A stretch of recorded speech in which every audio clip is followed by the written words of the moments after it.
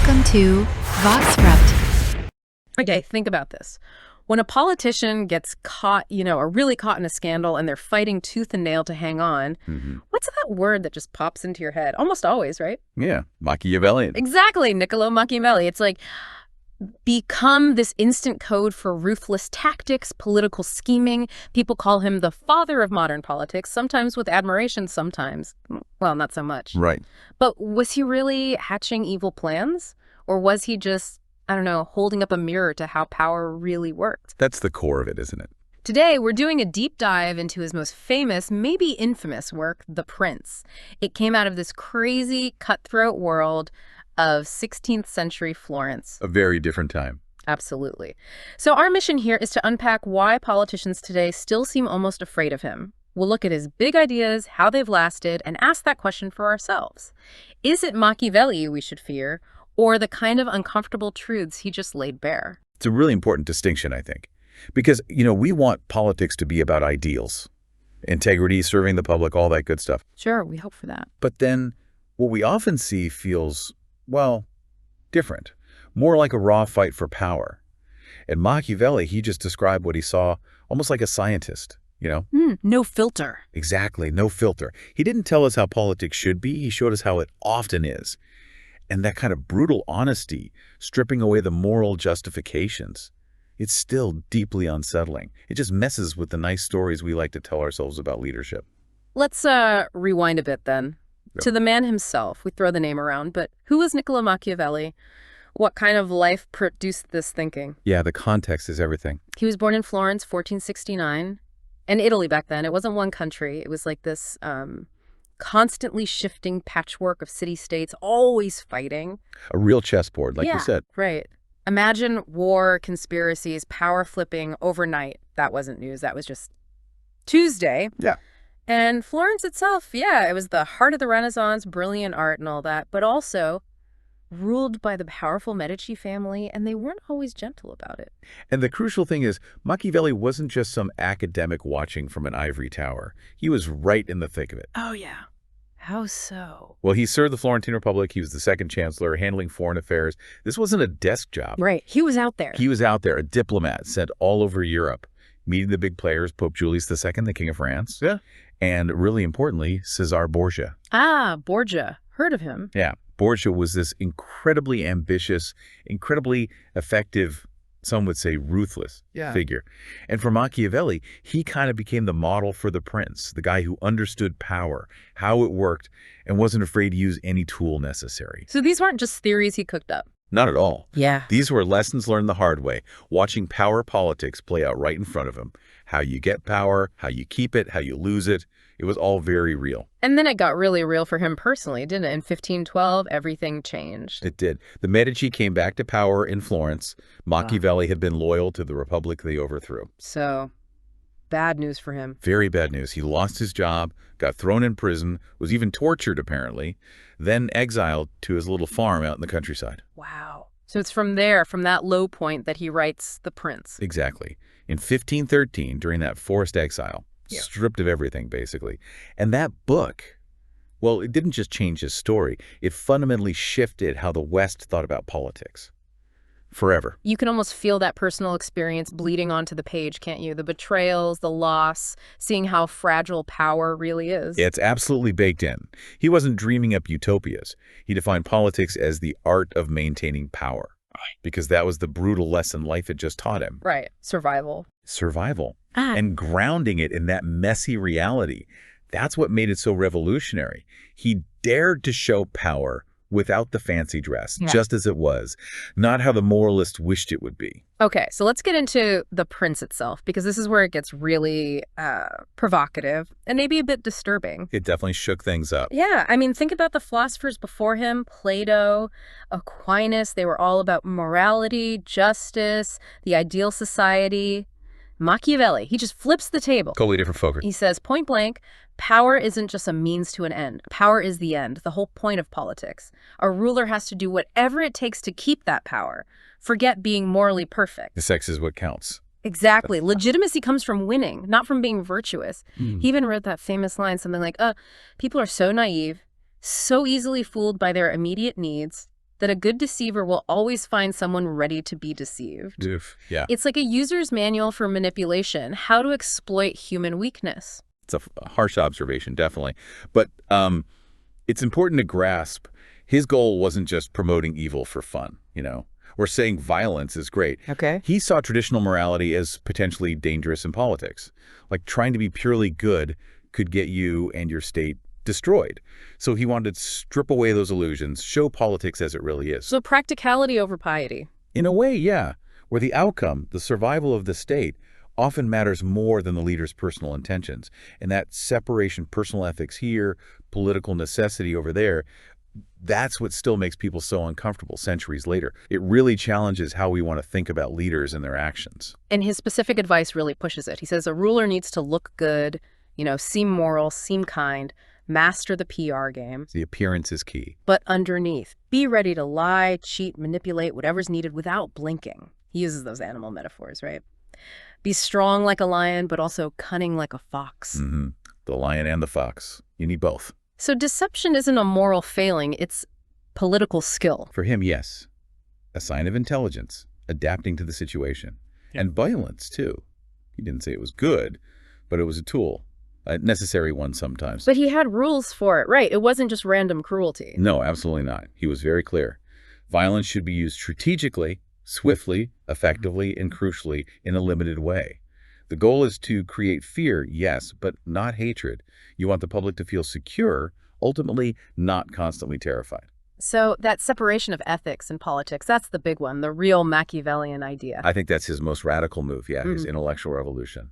Arguing that leaders have to judge actions based on outcomes doesn't keep the state stable, secure, rather than sticking to a rigid moral code derived from religion or traditional philosophy. Wow, that really is the birth of modern political thinking, isn't it? Where realism kind of kicks idealism out the door. It's a major turning point. And again, he wasn't saying be cruel for cruelty's sake. He was forcing leaders and us to face this uncomfortable truth. In a dangerous world, sometimes you have to make pragmatic choices that conventional morality would condemn just to survive. Okay, so let's talk about that word itself, Machiavellian. It's got such a negative vibe now, hasn't it? Oh, absolutely. It's basically an insult in politics. Right. You use it to describe someone ruthless, sneaky, power mad, someone who lies, betrays, conspires. It implies the ends justify any means, ethics don't matter, and deception and control are just standard operating procedure. That's the popular image for sure. But was that really what Machiavelli was advocating, or did we just kind of twist his ideas over time? That's the million-dollar question, isn't it? And he gets to that gap between the surface reading and maybe a deeper look. So the surface is evil advisor, tells princes how to be tyrants. Pretty much. But if you dig deeper, you see, he wasn't really promoting evil. He was describing political reality. He was a realist. He saw politics as it was, not as some perfect ideal. So he didn't hate ethics. Not exactly. He just thought traditional morality was often useless, even dangerous, in the political arena. He knew that brutal, chaotic 16th century Italy, pure idealism, could get your state crushed. Okay. His big worry was actually unity and stability for Italy, which is just a mess of warring states back then. Yeah. And importantly, he didn't ignore the people. He stressed that a ruler needs popular support. Power crumbles without it. So maybe Machiavellianism in its original form wasn't about being immoral, but about being pragmatic, understanding reality to survive. That's a much more nuanced way to look at it, yeah. A call to grasp political realities and make tough decisions for the good of the state, as he saw it. So the big question, was he immoral? It kind of depends on your definition of ethics, doesn't it? It really does. Yeah. If you believe in absolute moral rules that can never be broken, then yeah, Machiavelli definitely crossed some lines. But if you think politics sometimes demands focusing on practical outcomes, like maintaining order, keeping people safe, ensuring stability, then maybe he wasn't unethical. Maybe he was operating under a different kind of morality. Like a political morality. Responsible ethics, some people call it now. Exactly. The idea that sometimes a leader might have to do something that looks bad in the short term to prevent a much worse outcome down the line. So yeah, he wasn't the devil. He wasn't a saint. He was like a mirror, showing the often uncomfortable face of political power.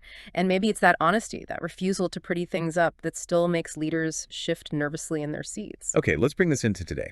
Because when you look at modern politics, wow, his ideas still feel incredibly relevant, don't they? Even if leaders don't say his name. Oh, absolutely. Whether they realize it or not, many leaders use principles straight out of his playbook. Can you give some examples? Well, historically, Richard Nixon comes to mind. Watergate, the wiretapping, the cover-ups, the focus on political survival.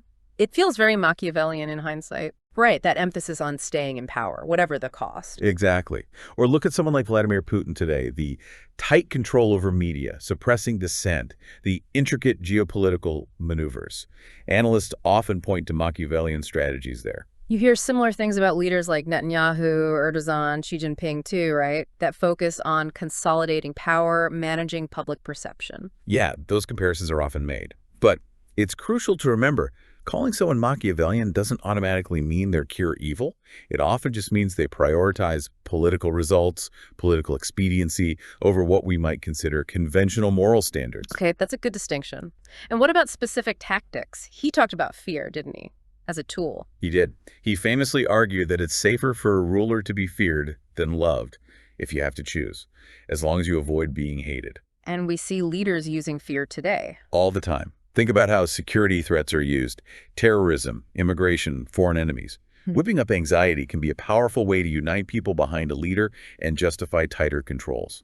And media control. That feels very relevant now. Hugely relevant. Censorship, state-run news outlets pushing the official line, suppressing critical voices, even using social media algorithms to shape what people see. Yeah. These are all modern versions of controlling the narrative, just like Machiavelli advised. And the power games, the shifting alliances, the betrayals. Still very much alive.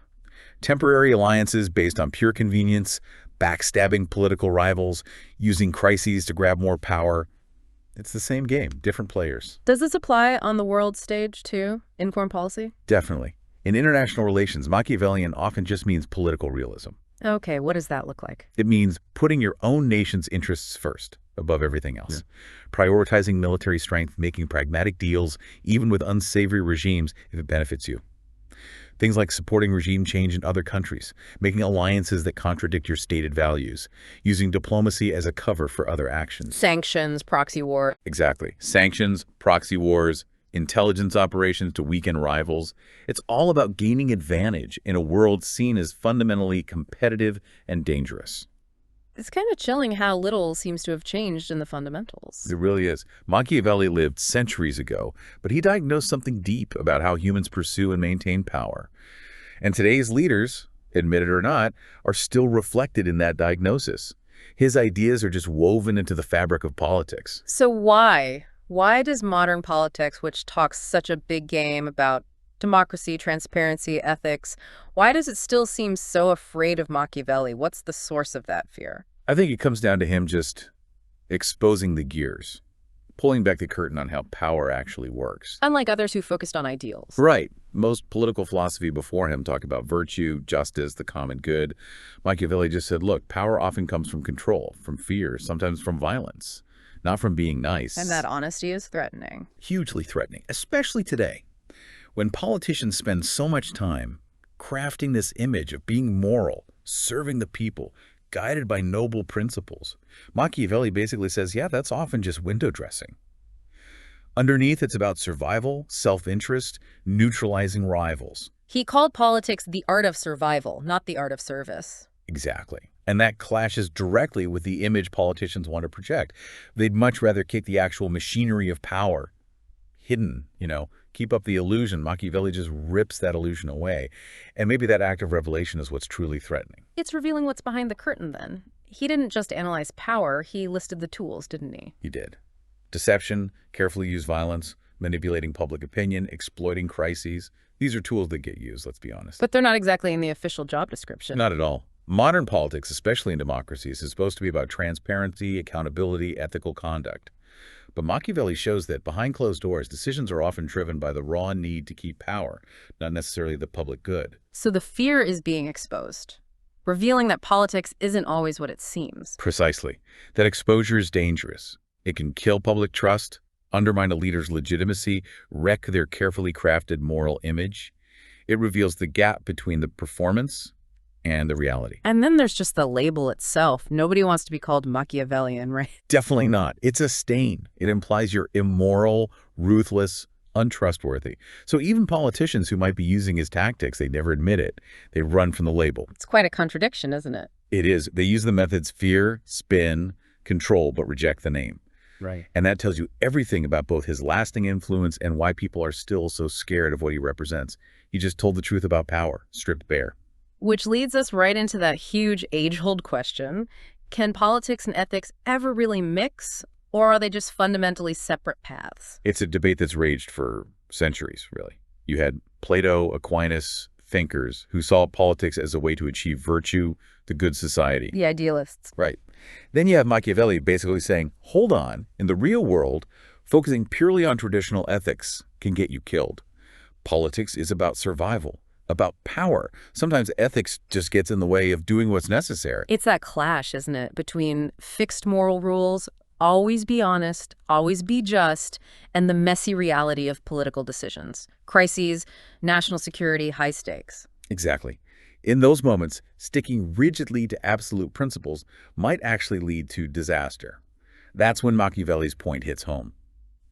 A prince cannot always afford to be good, he said, unless circumstances compel him to be. But surely there's a middle ground. We can't just throw ethics out the window entirely. No, and that's where modern ideas like responsible ethics come in. Yeah. It's an attempt to find that balance. How does that work? It's about being neither purely idealistic nor totally ruthless. It focuses on outcomes, on consequences, on the actual public good. It accepts that leaders sometimes face tough, morally gray choices, especially in crises. But it insists they make those choices accountably, transparently if possible. Can you think of examples, leaders who navigated that? Well, people often point to Nelson Mandela. He held firm to his moral principles about equality, but he also had to make very difficult political compromises to steer South Africa away from civil war. Right, a mix of principle and pragmatism. Exactly. Or maybe Angela Merkel in Germany, with her decision during the refugee crisis. It was framed by many as an ethical choice, welcoming millions, but it also had huge political consequences, both good and bad. That's responsible ethics in action. Perhaps making tough calls based on a mix of values and perceived necessity. Because the alternative, just ditching ethics completely. Yeah. Well, we've seen where that leads, haven't we? Tragically, yes. The 20th century is a horrifying testament to power without conscience. World wars, genocide, dictatorships, mass corruption. Yeah. All stemming from leaders who believed ethics were irrelevant. And Machiavelli himself wouldn't have wanted that, right? Even if his ideas got twisted. No, he never endorsed that kind of brutality for its own sake. But his work has been misused to justify terrible things. That's why we have to read him carefully, responsibly. Understand the context. Don't just grab the cynical bits.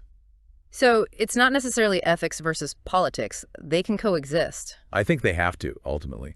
A truly great leader probably isn't the one who's always conventionally good, but the one who navigates those tough moments effectively and humanely. Understanding that complexity, seeing politics clearly, warts and all, maybe that's the first step towards better leadership.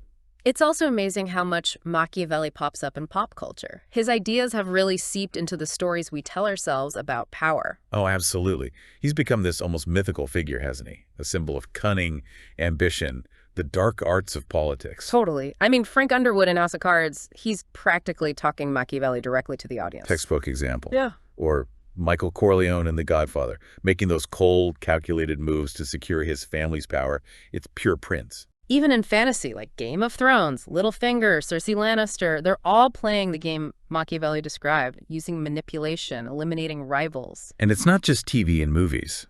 You see it in political thrillers, spy novels.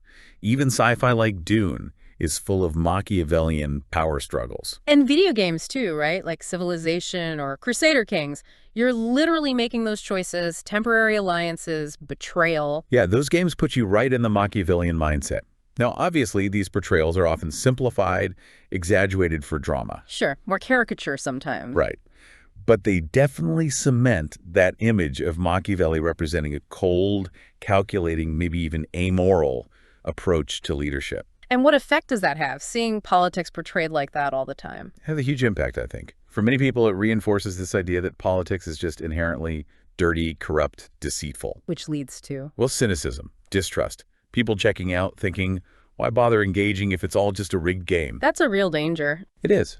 But there's another side, too. Some people watch these characters, Frank Underwood or whoever, and they see, well, effectiveness, strategic brilliance, someone who knows how to get things done, even if it's ruthless. So a kind of dark admiration, seeing him as a teacher of real politics. Exactly. So pop culture really shapes how we view politics, and Machiavelli is right there at the center of it, a figure who kind of scares us, but also maybe reveals something we suspect is true about power.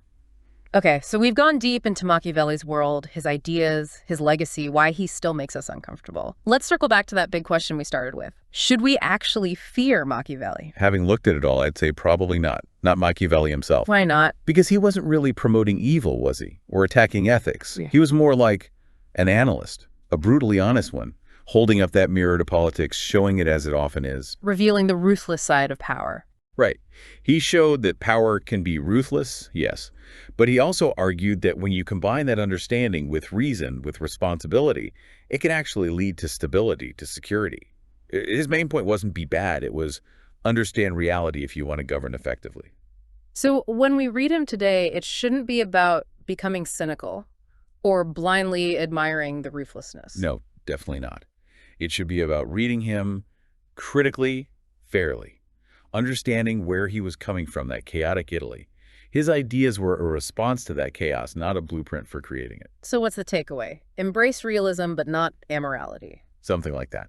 Recognize the tools power uses so you can spot them, maybe prevent their abuse. Understand that political decisions are complex, often messy. See them as a warning sign? Maybe. A caution about what happens when power isn't checked by ethics or accountability.